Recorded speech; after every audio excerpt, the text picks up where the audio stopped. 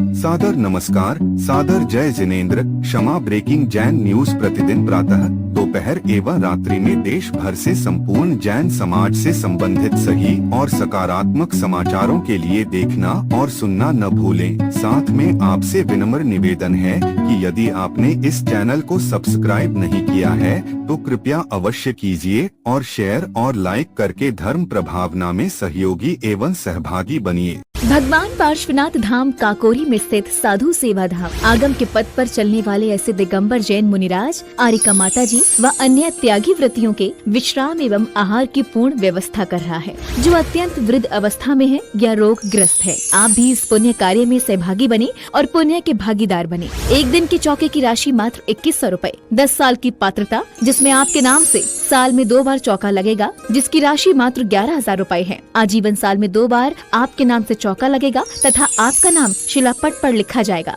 राशि मात्र 25,000 रूपए है। 1 माह की पूजन राशि मात्र 3100 रूपए। दान जमा करने हेतु खाता विवरण Bhagwan Parshvanath Dham trust, bank of Baroda, Chowk branch, Lucknow. खाता संख्या 0645010029 IFSC कोड BARBO LUCKNO। संपर्क सूत्र 9452017984 7007783995। हाँ, अपने स्थान पर खड़े होकर अपनी मौजूदगी यहाँ बताएं।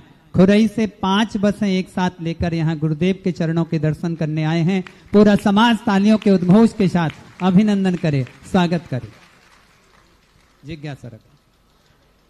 धर्म नगरी अशोक नगर में विद्यमान जगत पूज्य निर्व्यापक मुनि पुंगव श्री 108 सुधा सागर जी महाराज के चरणों में त्रिबार नमोस्तु नमोस्तु नमोस्तु।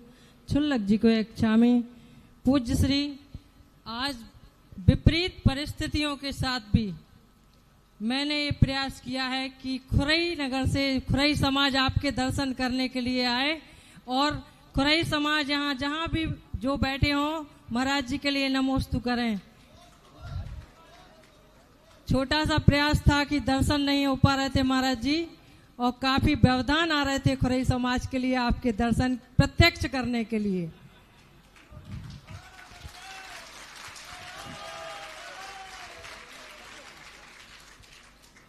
जो आजकल संतों की निंदा करते हैं उनके लिए 4 शब्द लिखे हैं मैंने कि भटकना जिनकी आदत है कभी वो पार नहीं पाते, भटकना जिनकी आदत है कभी वो पार नहीं पाते, और गूंगे सुर जिस तरह कभी भी स्वर नहीं पाते। और लिखा है इतिहास में कि भगवान से बढ़कर गुरु होते हैं, गुरु की जो निंदा करते हैं कभी वो तर नहीं पाते, कभी वो तर नहीं पाते।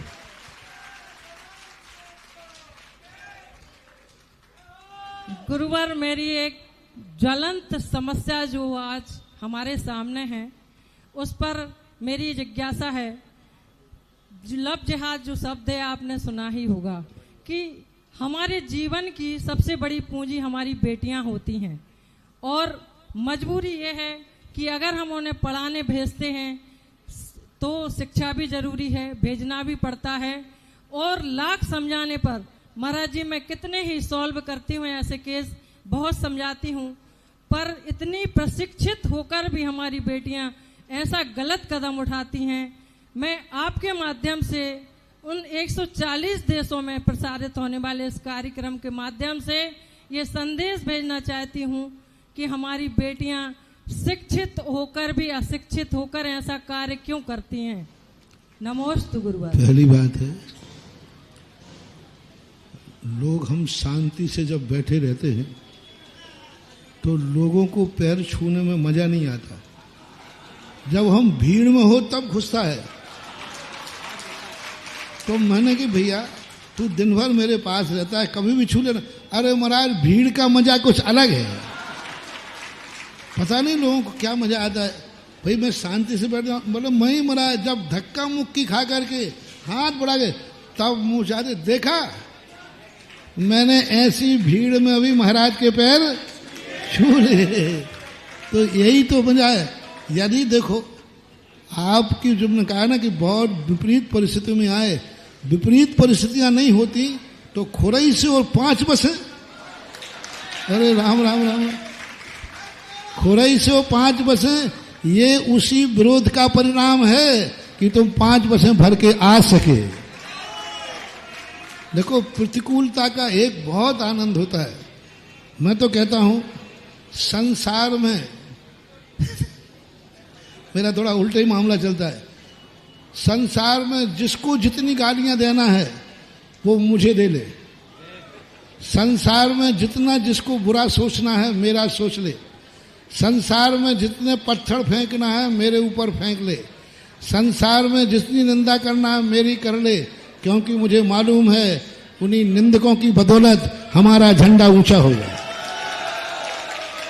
ये अपना व्यापार है। मैं तो कहता हूं संसार में सुनो सुनो सुनो, अब इन्होंने कहा ही है, अर्चना जी ने, तो मैं कह ही दूं, जिनको किसी को भी गाली देने का भाव आवे तो किसी को मत देना भैया। देखो, क्योंकि उसको बुरा लगेगा, वो कसाय बांध लेगा, भवांतरों में वो बैर बांधेगा। सुनो ओम सा, 1 मिनट सुनो भाई, अभी बांट लेना, थोड़ी देर को अभी बांट लेना, रुक जाओ थोड़ा सा, फिर डिस्टर्ब हो जाएगा। नहीं भाई मत बांटो भाई, थोड़ी देर रुक जाओ, अभी बांट लेना धीरे। क्या बोल रहा था मैं? हाँ, तुम किसी को गाली दोगे तो उसको बुरा लगेगा, बुरा लगेगा तो बैर बांध देगा, तो भवांतर तक झगड़ा होगा। इसलिए जिसको भी गाली देना हो उसको ना देकर मेरे लिए दे देना। मैं बिल्कुल बुरा नहीं मानूंगा, बैर भी नहीं साधूंगा। जिनको किसी की निंदा करना हो उसमें मेरा नाम जोड़ देना कि महाराज को कर रहा हूं। क्योंकि मैंने तो आज तक देखा है, जब जब मेरा जहां जहां जब जब विरोध हुआ है, मेरा जीवन और ऊंचाइयों पर पहुंचा है। ये क्या, देखो, शिविर का विरोध, इस बार का ऐतिहासिक शिविर, महिला सम्मेलन का विरोध, महिला सम्मेलन ऐतिहासिक, एकता संगठन का विरोध, एकता संघ, और मेरा विरोध, मैं भी आकाश में ऊंचाइयों पर पहुंचने के लिए, क्या फर्क पड़ता है। और मैं बिल्कुल बैर नहीं बांधूंगा, क्योंकि तुम भली मेरे बैरी बने रहो, मैं बहुत ऊंची किताब हूं, तुम जैसे छोटे व्यक्तियों का बैरी नहीं बनूंगा। मैं कोई छोटा मोटा आदमी हूं? अरे बैर साधूंगा किसी बड़े से साधूंगा, तुम जैसे चुट्टो पुट्टो से क्या बैर साधू। लोग सुनो सुनो सुनो, जिनको मेरे से बैर साधना हो बैर साधें, मैं तुमसे बैर नहीं साधूंगा, क्योंकि मैं छोटों से कभी चुट्टो पुट्टो से बैर नहीं साधता। तुम मेरी बुराई करो, जम के करो, मैं चुट्टो पुट्टों की बुराई करने वाला नहीं हूं। तुम मेरे निंदा करो तो करो, पत्थर फेंको तो फेंको, मैं चुट्टो पुट्टो पर पत्थर फेंकने वाला नहीं हूं। इसलिए बहुत फायदा है मेरी बुराई करने से, क्योंकि हम तुम्हारी बुराई नहीं करेंगे और बैर भी नहीं साधेंगे। क्यों साधना बैर? इसलिए विरोध की परिस्थितियों में, जैसे मैंने कहा, भीड़ में पैर छूने के आनंद अलग है और विरोध के बाद 5 बसें लाने का आनंद अलग है। यही तो आनंद है, और क्या। दुनिया के आनंद कई प्रकार के होते हैं, ये भी एक आनंद है। जहां तक बेटियों का सवाल है, आज क्या है, इसको एक विचार से काम नहीं होगा, इसकी हमें जड़ पकड़ना पड़ेगा। जब तक हमें सरकार के द्वारा, सरकार की नीतियों में, समाज, सरकार जब सुधरेगी जब समाज की मांग हो, कोई एजुकेशन खत्म कर दी जाए। ऋषभ देव ने ब्राह्मी सुंदरी को अपने सगे बेटों के साथ भी नहीं पढ़ने दिया। वही विषय, एक ही विषय था, ब्राह्मी को अलग पढ़ाया, भाइयों को अलग पढ़ाया। अरे एक विषय को 2 बार क्या पढ़ा, भाई बहन ही तो थे, एक साथ बैठ के पढ़ा देते। नहीं, वो ऋषभ देव हैं। सवाल भाई बहन का नहीं था, सवाल परंपरा का था। यदि हम भाइयों को और बहनों को दोनों को एक साथ बैठा के पढ़ाएंगे तो आदर्श यही जाएगा कि ऋषभ देव ने भी कोई एजुकेशन की थी, तो उन्होंने वही विषय का, खा, आ अलग पढ़ाते थे, फिर बच्चों को अलग पढ़ाए। तो उस नीति के लिए हमें समाज को एक अभियान चलाना पड़ेगा, पूरे भारतवर्ष के माता पिताओं को अभियान चलाना पड़ेगा, क्योंकि ऐसे कितने हैं जो बच्चियों से चिंतित नहीं है। स्वयं की बच्ची नहीं होगी तो रिश्तेदार की होगी, रिश्तेदार की नहीं होगी तो किसी ना किसी की तो है ही। तो सारे मिलकर के ये सरकार को बाध्य करें कि एजुकेशन जो भी होंगे वे बच्चे और बच्चियों के अलग अलग होंगे। यदि ये कर दिया, हॉस्टल अलग हो, स्कूल अलग हो, उनके पढ़ाने के सिस्टम अलग हो, तो मुझे दिखता है इस पर विजय प्राप्त कर लेंगे। अन्यथा कोई एजुकेशन से हम कितने भी चिंतित हों, ना बच्चे की गलती है ना बच्ची की गलती है, वो उम्र का तकाजा है कि वे जब एक टेबल पर एक क्लास में पढ़ेंगे तो नियम से एक दूसरे का आकर्षण होता ही है। उनको ही पता नहीं चलता कि हम कब स्लिप हो गए। वो खुद होते हैं कि महाराज जी मुझे पता ही नहीं चला कि हम लोग कब सीमाएं पार कर गए। उसके लिए तो वातावरण को हमें बदलना पड़ेगा, तभी संभव है, अन्यथा तो दिन प्रतिदिन और स्थिति बिगड़ते ही जाना है। बहुत बढ़िया, तालियों का उद्घोष करिएगा ना, क्या गजब का संदेश है। और सुनो, यहाँ से गुरुदेव ने जो कहा है कि पत्थर फेंको, हिमालय सा एक सहनशील व्यक्तित्व यहाँ बैठा है। हिमालय जैसा व्यक्तित्व है जिसका, कहीं इतना सहनशील। हम देखते हैं छोटे से बच्चा जब आता है 4-5 साल का तो उसको भी वही आशीर्वाद, और 90 साल का बुजुर्ग है तो उसके साथ भी बुजुर्गियत का व्यवहार जो किया करते हैं। ऐसे महासंत हमारे सामने विराजे हैं। दोनों हाथों को उठाओ, ऐसे दुआएं दो। जब वहां से पत्थर आए, गुरुदेव ने कहा है पूरे भारत के लोगों, जितने पत्थर मेरे ऊपर फेंकना है फेंको। हम दुआएं दें, 123 देशों में जो लोग बैठे हैं ऐसे हाथ ऊपर करके कहें और दुआएं दें और गाएं, तुम्हें और क्या दूं मैं इसके सिवा। गाओ ना।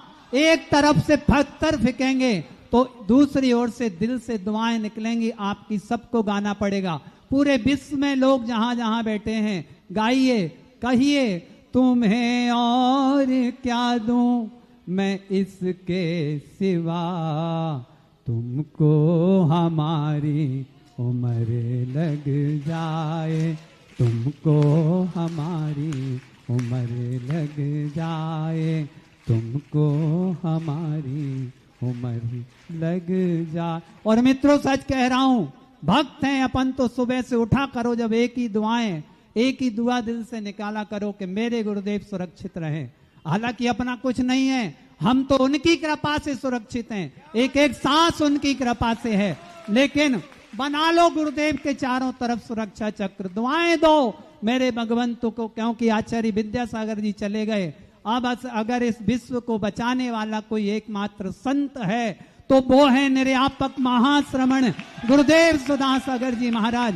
इनको मत खो देना दोस्तों, इनको मत खो देना, नहीं तो आचार्य श्री के लिए अपन आंसू बहाते हैं, गुरुदेव के लिए हमें सुधासागर जी महाराज के लिए खून के आंसू बहाना पड़ेगा, खून के आंसू बहाना पड़ेगा। दुआएं दिए। और Kshama breaking Jain news YouTube channel पर विज्ञापन देकर धर्म प्रभावना में बने सहभागी। विज्ञापन देने हेतु संपर्क कीजिए मोबाइल नंबर 9026900740 एवं समाचार एवं वीडियो भेजने हेतु WhatsApp number 9335236222। Kshama breaking Jain news YouTube channel देखने के लिए आपको बहुत बहुत धन्यवाद। सादर प्रणाम, सादर जय जिनेंद्र।